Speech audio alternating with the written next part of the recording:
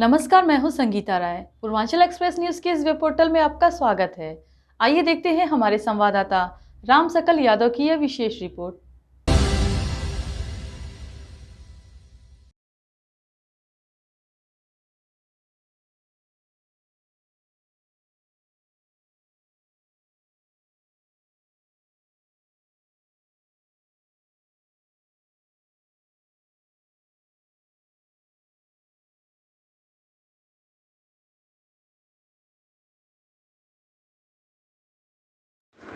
मऊ जिले के घोसी थाना क्षेत्र के कलापुन गांव निवासी पीड़िता को न्याय दिलाने के लिए भाजपा नेता श्याम सुंदर चौहान आगे आए।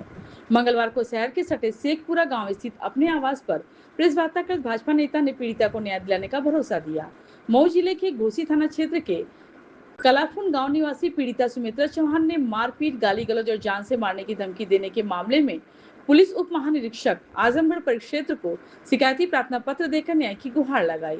महिला का आरोप है कि प्राणी रंजिश को लेकर गांव के कुछ लोगों ने उसके साथ तथा उसकी 2 नाबालिग बेटियों के साथ मारपीट की, लेकिन पुलिस ने अब तक उनकी शिकायत पर मुकदमा दर्ज नहीं किया। प्रार्थना पत्र के अनुसार 13 मार्च 2026 को दबंगों ने सुमित्रा चौहान और उनकी बेटियों सविता उम्र 17 वर्ष तथा लाली उम्र 13 वर्ष को लात घूस और लाठी डंडों से पीटा, साथ ही अशोभनीय गालियां देते हुए जान से मारने की धमकी भी दी। महिला का कहना है कि घटना की सूचना थाना घोसी क्षेत्राधिकारी घोसी तथा पुलिस अधीक्षक मऊ को दी गई, लेकिन उनकी शिकायत में कोई कार्रवाई नहीं हुई।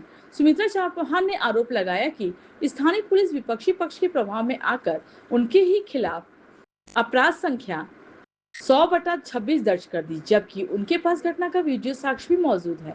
उन्होंने यह भी आरोप लगाया कि विपक्षी पक्ष उनकी पढ़ाई कर रही दोनों बेटियों को फंसाने के उद्देश्य से मुकदमा दर्ज कराया तथा समझौते के नाम पर 1 लाख रुपए की मांग कर रहा है।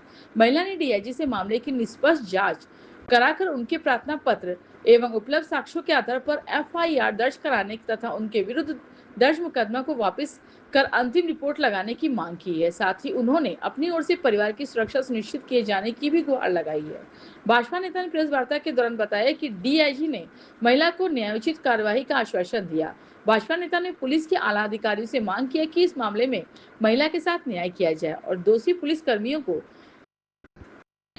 पुलिस कर्मियों के खिलाफ सख्त कार्रवाई की जाए। जिले के घोसी थाना क्षेत्र से आपके कई मामले इस समय आए हैं, जिसमें वहाँ ये शिकायत आ रही है कि मुकदमे दर्ज नहीं किए जा रहे हैं, उल्टा जो है पीड़िताओं के या पीड़ितों के खिलाफ मुकदमा दर्ज किए जा रहे हैं। कितने मामले आपके संज्ञान में है और क्या अभी तक है, उसमें कौन कौन मामले हैं?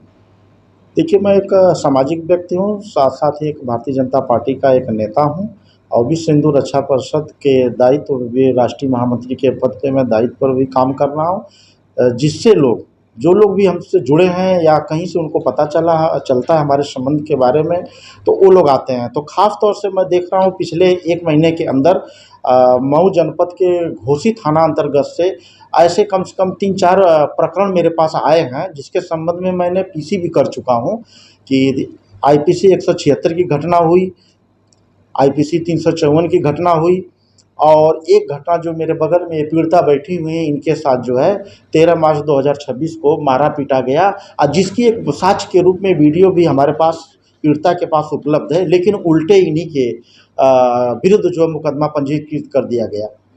तो इस तरह से ये देखने को मिल रहा है कि जो घोसी के जो भी थाना प्रभारी हैं, वो बिना गुण दोष के आधार पे, बिना कुछ जांच किए हुए जो पीड़िता के ऊपर मुकदमा उन लोगों के द्वारा लिखा जा रहा है, जो कि ये सरासर एक तरह से ये गलत कहा जाएगा, संविधान के विपरीत कहा जाएगा।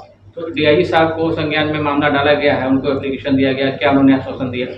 अभी जो हमारे बगल में सुमित्रा जी बैठी हैं, ये गई थी माननीय डीआईजी महोदय के पास गई थी और डीआईजी महोदय से सामने उपस्थित होकर इन्होंने पूरी अपने घटना को क्रमशः उनको जानकारी दी और उन्होंने आश्वासन दिया और उन्होंने फ़ोन भी किया था वहाँ के संबंधित लोगों के पास कि मैं इनके शिकायती प्रार्थना पत्र को भेज रहा हूँ, इस पे जो है ये गंभीर विषय है, इनको जो है न्याय देने का आप लोग काम करें और इस मुकदमे में जो इनके विरुद्ध मुकदमा किया गया उसमें एफआईआर लगाया जाए। क्या प्रकरण है आज का, जो आज की जो पीसी है यहाँ पर जो की जा रही है आप लोग के सामने, ये रहने वाली जो है मऊ जनपद के थाना घोसी के अंतर्गत ग्राम कलाफन की रहने वाली हैं। इनका नाम है सुमित्रा चौहान। इनके साथ जो है 13 मार्च 2026 को इनके पड़ोसी हैं तीन चार लोग हैं, वो काफ़ी मनबड़ और दबंग किस्म के व्यक्ति हैं और वो लोगों द्वारा जो है इनको जो है काफ़ी मारा पीटा गया, जिसका संबंध में साक्ष्य के रूप में वीडियो भी इनके पास उपलब्ध है। सर, घोसी का 3 बार आपके लिए एक ही महीने में 3 बार कंप्लेन आ चुका है, आपके द्वारा क्या किया जा रहा है? देखिए, हम लोग संविधान पर विश्वास रखते हैं और कॉन्स्टिट्यूशन के आधार पे देखिए हर व्यक्ति को अनुच्छेद 21 के अनुसार अपना जीवन और अपने शरीर के रक्षा के लिए वो प्राकृतिक और मौलिक अधिकार प्राप्त है। तो उस प्रकार से इन लोगों ने जो बचाव कर ही रहे हैं। हम लोग जो है संविधान के अंतर्गत जो भी नियम कानून उसके तहत सर्वप्रथम हम जो सक्षम अधिकारीगण हैं उनसे हम प्रथम दृष्टया तो एक बार उनको नॉलेज में पहुंचाना चाहते हैं, आप लोग के माध्यम से भी पहुंचाना चाहते हैं कि इस पे गंभीरता से इन सब विषयों को लिया जाए और इसकी जांच कराकर इसमें जो भी दोषी हैं, अगर वो पुलिस प्रशासन के क्यों ही नहीं व्यक्ति हों, अगर वो दोषी हैं, गलत एफआईआर कर रहे हैं तो गलत एफआईआर पर अभी माननीय सुप्रीम कोर्ट, माननीय हाई कोर्ट ने भी एक अमेंडमेंट किया है कि जो भी लोग गलत जो है साक्ष्य के आधार पे जो है किसी को मुकदमा लिख रहे हैं या प्रताड़ित कर रहे हैं किसी भी तरीके से, तो उनके ऊपर मुकदमा किया जाए। तो मैं आप लोग के प्रेस बंधुओं के माध्यम से, आपके social media, print media, electronic media के माध्यम से उन लोगों तक ये एक सूचना पहुंचाना चाहता हूं कि यदि जो भी व्यक्ति इसमें सम्मिलित हैं और गलत तरीके से पीड़िता के विरुद्ध ही मुकदमा लिखा जा रहा है, उनके ऊपर जो सक्षम अधिकारीगण हैं, जैसे हमारे मंडल के जो हमारे आजमगढ़ के जो डीआईजी हैं, आजमगढ़ परिक्षेत्र आजमगढ़ के, उनसे भी मेरा विनम्र निवेदन है और एक अनुरोध है कि इस प्रकार के जो भी उनके सर्किल में कोई भी घटना की जा रही है, अगर पीड़िता के ऊपर उल्टे मुकदमा लिखी जा रही है तो ऐसे प्रकरण को गंभीरता से लेते हुए उस पर जांच कराकर और उनके ऊपर विशेष कार्रवाई करनी चाहिए। थाना प्रभारी को लेकर के बड़ा चर्चा है कि आपके थाना प्रभारी थाने पे ऐसे बैठे हुए हैं, तो उनको लेकर के क्या है, किस तरीके से लंबे समय से थाने पर बने भी हुए हैं और सवाल भी खड़े हो रहे हैं, क्या मानते हैं? देखिए, इस तरह का तो जो आपने अभी प्रश्न हमसे पूछा है, ये तो जिले के कप्तान महोदय एक अपने लॉ एंड ऑर्डर के सुपरविजन अथॉरिटी के प्रमुख होते हैं, उनको ये देखना चाहिए कि किस थाने में कहाँ लापरवाही हो रही है, कहाँ अच्छाई हो रही है, उसका मूल्यांकन उनको स्वयं करना चाहिए। मूल्यांकन करने के अनुसार ही उनको दायित्व देना चाहिए, जो मेरे समझ से है। नेताजी, बीजेपी की सरकार है और कहीं ये लगता है कहीं न कहीं कि क्या पुलिस को ज़्यादा छूट दे रखी सरकार ने? देखिए, जो हमारा ये देश चल रहा है संविधान के अनुसार चल रहा है। संविधान में रहते हुए जो भी व्यक्ति काम करता है वही उसी को एक तरह से सत्य माना जाता है। लेकिन यहाँ कुछ ऐसे पुलिस के कर्मचारी अधिकारीगण हैं जो देखने को मिल रहा है, जैसे कि अभी उदाहरण के तौर पे घोसी थाना अंतर्गत यही मिल रहा है कि वो संविधान को दरकिनार करके किसी के प्रभाव में आके पीड़िता के पक्ष में मुकदमा न दायर करके वो विपक्षी के तरफ से जो है मुकदमा दायर किया जा रहा है। को दरकिनार कर रहे हैं या फिर सरकार को? तो देखिए, जो देश चल रहा है संविधान पे चलता है, न कि किसी के प्रभाव से। तो साफ जाहिर हो रहा है कि वो संविधान को ताक पे रख के वो काम कर रहे हैं, जिससे भारतीय जनता पार्टी की जो छवि जो है कुछ अधिकारी हैं, कर्मचारी हैं, खराब करने की कोशिश कर रहे हैं। अच्छा, क्या है, 2 मामले और बैठे हुए, 2 लोग और बैठे हुए हैं, उनका क्या मामला? देखिए, अभी एक तीसरा प्रकरण अभी मेरे पास अभी तत्काल आया है।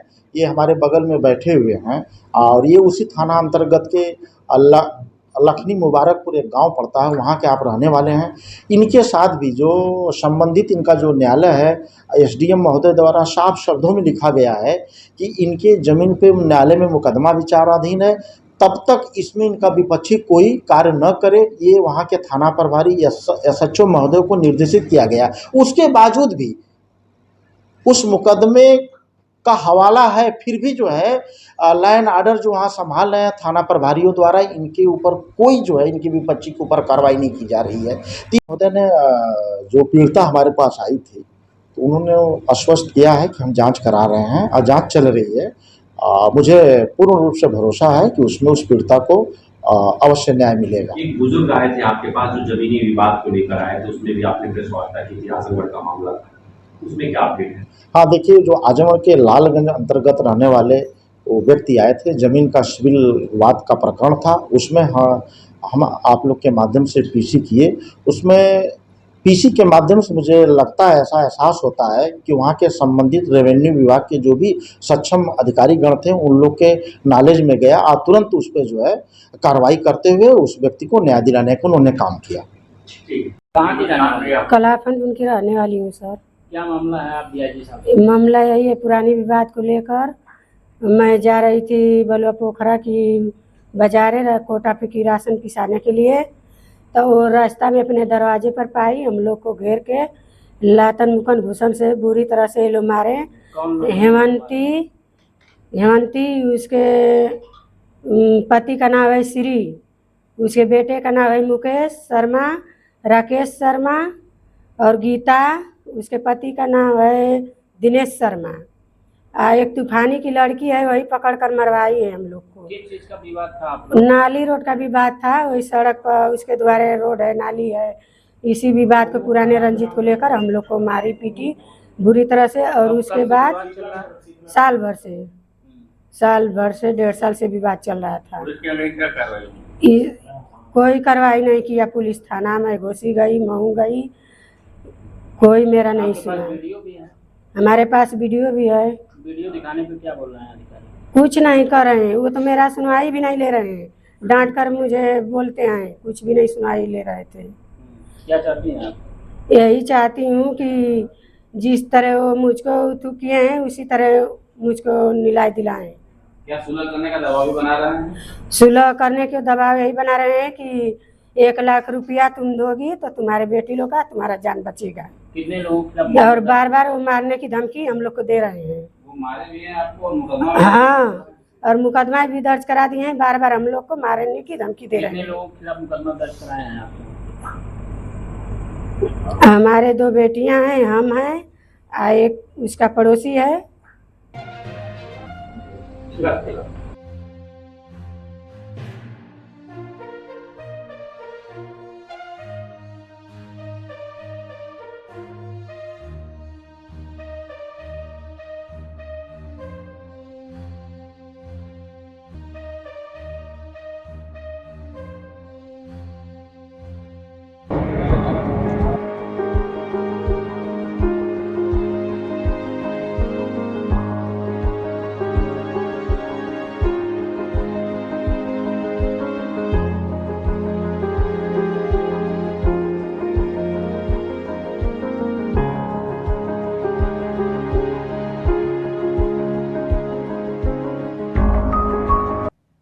अगर आपको हमारी खबर पसंद आई हो तो हमारे चैनल को लाइक, सब्सक्राइब और शेयर जरूर करिए।